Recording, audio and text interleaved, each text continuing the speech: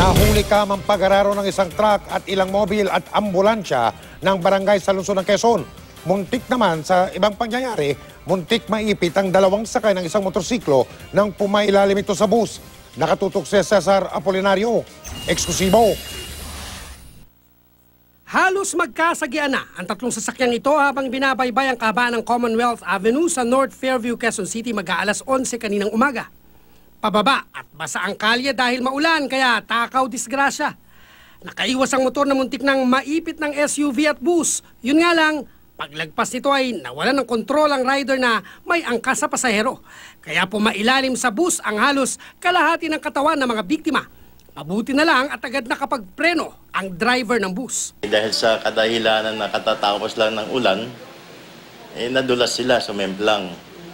Nung pagkabagsak nila, tiyempong tamang-tama doon sa gulong ng gulong ng bus. Pahirapan ang ginawang paghila sa rider at pasahero nito dahil bahagyang naipit sa mga bakal. Makalipas ang ilang minuto ay natanggal sila sa ilalim ng bus. Ayon sa barangay, wala namang nasaktan sa aksidente kaya agad ring nagkaareglo ang dalawang kampo. Nitong Sabado naman ng madaling araw sa Kabaran Tandansora sa Barangay Culiat sa Quezon City, kapansin-pansin ang paggewang ng truck habang mabilis sa tumatakbo, papalapit sa barangay hall.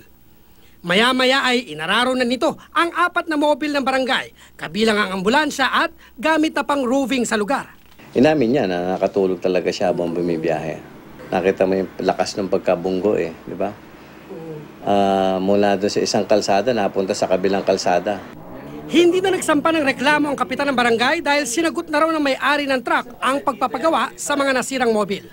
Payo ng otoridad sa mga motorista maging alerto, tumabi kung inaantok at iba yung ingat lalo na ngayong tag-ulan. Cesar Apolinario, nakatutok, 24 oras.